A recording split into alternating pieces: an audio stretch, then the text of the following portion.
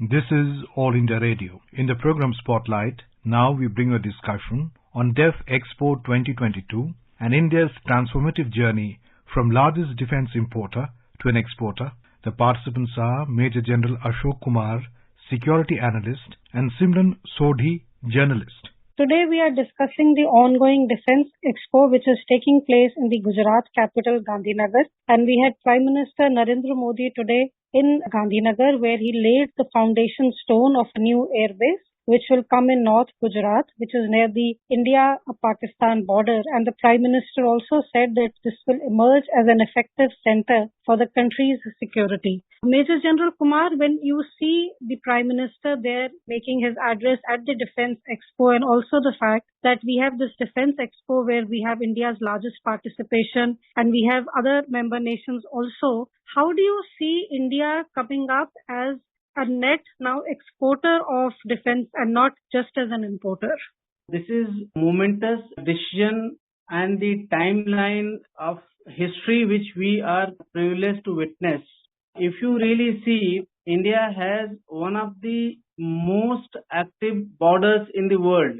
On its western side, it has got Pakistan with line of control where it is being violated number of times and terrorists are being infiltrated.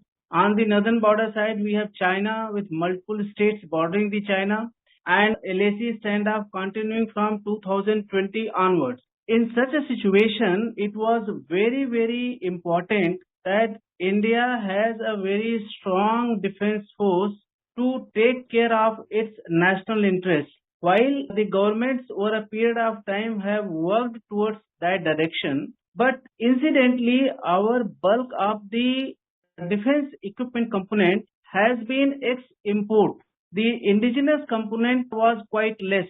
In fact, so much so that when Russia-Ukraine war started, at that point of time, more than 70% of our defense equipment was of Russian origin. Now, Russia was already struggling for its own defense needs, though it was trying to support India to provide these spares and other wherewithal. But this is something which is very, very challenging. I must compliment the current government which had identified these challenges well in time, and Make in India was launched and which was followed by Atmanirbhar Bharat.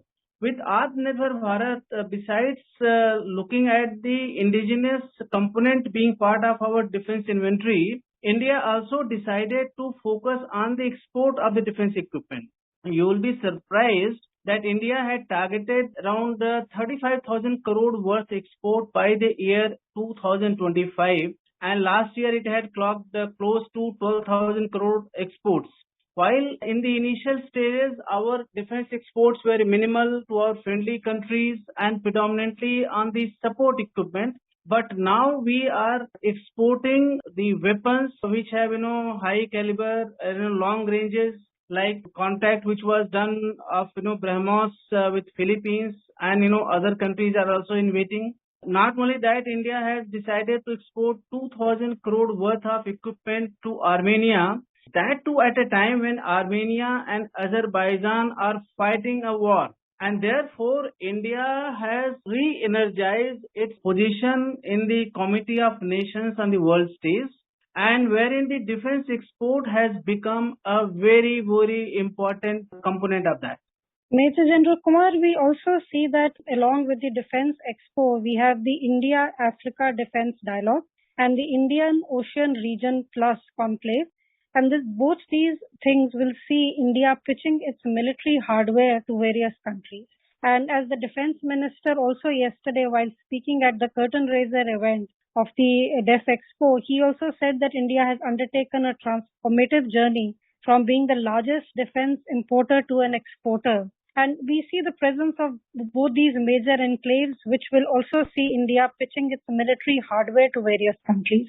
How much do you credit India's Atmanirbhar Bharat mission, which has seen India change from being a country which was only importing, to today someone who's doing these conclaves? It is a country which is now pitching its military hardware to various countries. Would you agree with the analysis that this is a major and a positive transformation for a country like India? there is no doubt about it that we are at the cusp of major transformation at this point of time in the history of India. And Atmanirbhar Bharat has made, a major contribution towards that.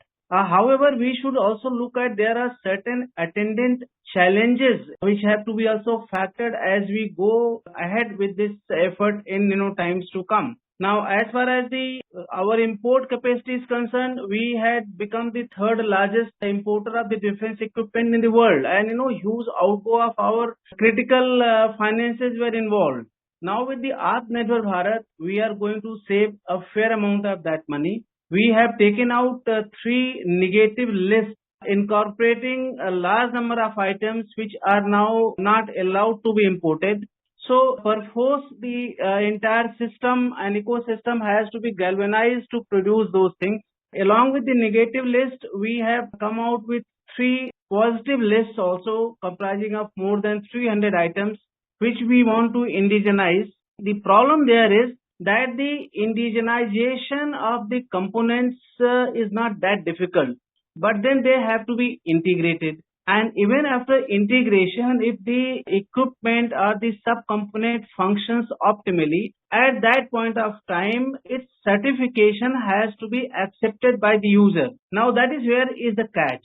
Since we have our large number of equipments of the foreign import origin, so wherever we are doing the indigenous production also, the certification acceptance is still in the hands of the OEM, which, so the real benefit is not, getting transferred. I think we have to look at, this issue critically, and we have already involved the private sector in a big way, but I think much more needs to be done. I recall of some attempt wherein I think in space mission or somewhere where they wanted to go for the indigenization, they laid out the entire components on the table and told the industry to pick up whatever they can indigenize. I think the similar approach is needed now in transparent and open manner, and at least 50% of that order or the load should be given to MSMEs for their survival and sustenance. And it is not the one-time effort which is, important. The sustenance of such producers is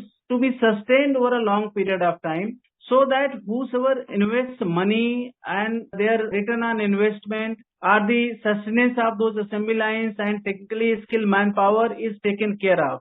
So we have done a lot, but I think, there are miles to go before we can feel too good about it. But we are in the right direction, there is no doubt about it. Major General Kumar, we also see that in the Defense Expo, there are some 75 countries that will be participating. There are more than 53 African countries that have been invited for the India-Africa dialogue, which is going to be held on 18th, and 44 for the Indian Ocean Region Plus conclave on October 29th. And this edition has the largest participation so far. With 75 countries, we see 33 foreign ministers. We also see 1,340 Indian companies and 10 state pavilions. Do you feel that the Defense Expo will also serve in giving the Indian products, with what we are referring to as the Made in India product, a platform where countries, especially the African countries which are here, can also get a sense of how technology is changing and how India emerges as a potential buyer, keeping in mind all the points that you have just raised? But still, does this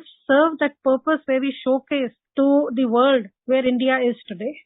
Absolutely, Simran. I think you included this facet of African countries' involvement in your previous question, but that was not comprehensively responded by me. But frankly speaking, this particular defense exhibition has got one more very, very important component. In this, only those companies have been allowed to participate which are Indians, or only those foreign companies which are having the Indian subsidiaries.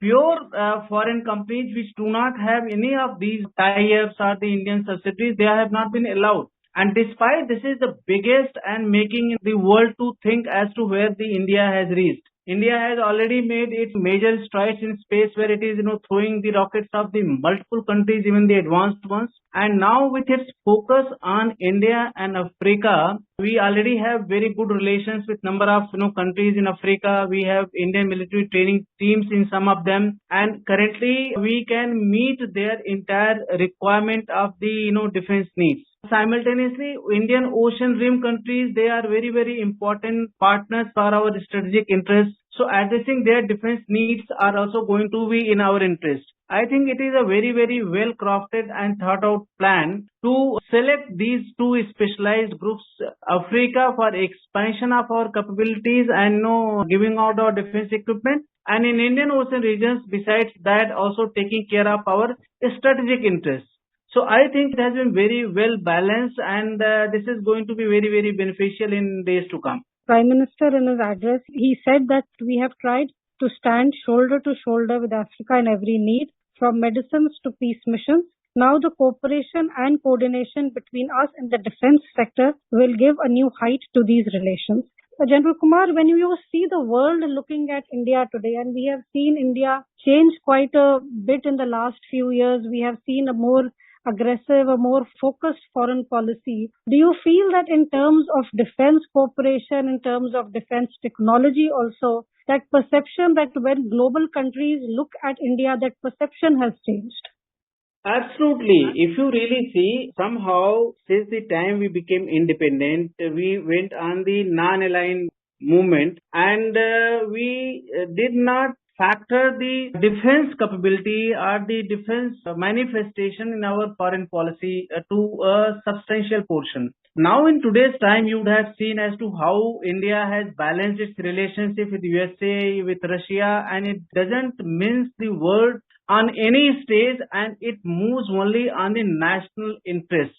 So if you really see the other countries like Russia, USA, China, and all other countries, in their foreign policy, the defense equipment exports or the defense linkages constitute a very, very important facet. I think India has also matured, and it has now moved on that path, where in addition to supplying, supporting medicines and peacekeeping and all other facets in the diplomatic and political domain, it has also decided to use its defense capability and manufacturing capability for the larger good, to keep the other nations secure, to meet their defense requirements, and therefore it has already shifted in a different domain altogether. If you really see, there is another very, very important change which we must notice.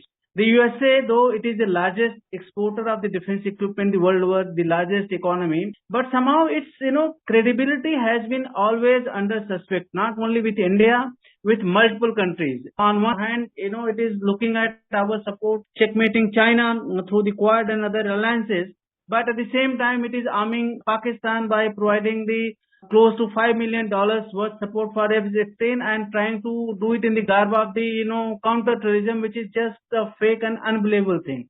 So a number of countries have seen the game of USA. China, whenever it does, it tries to gobble up those nations and economically, financially, and other way. So India has really emerged as a trustworthy nation for majority of the nations in the world. That see, here is a country who believes in the concept of Vasudhaiva Kutumbakam, who is willing to support in any international crisis to any nation, whether it be the medical support, in terms of the disaster management, in terms of the education, in terms of training, in terms of vaccine, and it has also enhanced its own capability in multiple domains in a substantial manner. It has already become the fifth largest economy, and in a few years when we will speak, it will become third. It will overtake Germany and Japan as well. It has already overtaken UK, which had put us under itself for more than 200 years. So India has a changed country. It is moving in the right direction, and the current engagement and the way Defense Expo has been held, I think all the stakeholders and the organizers deserve kudos, really speak. And Major General Kumar, in the coming days, we will continue our discussions on the Defense Expo, and we will discuss India's growing defense capabilities and other geopolitical situations. With these comments, we bring today's discussion to an end. Thank you. Thank you, Simran. You were listening to a discussion on DEF Expo 2022 and India's transformative journey from largest defense importer to an exporter. The participants were Major General Ashok Kumar, Security Analyst, and Simran Sodhi, journalist. This program was produced and presented by the News Services Division of All India Radio. You can listen to it on our mobile app, News on AIR. This program is also available on our YouTube channel, News on AIR Official. You may email your opinion about this program at airnsdtalks@gmail.com.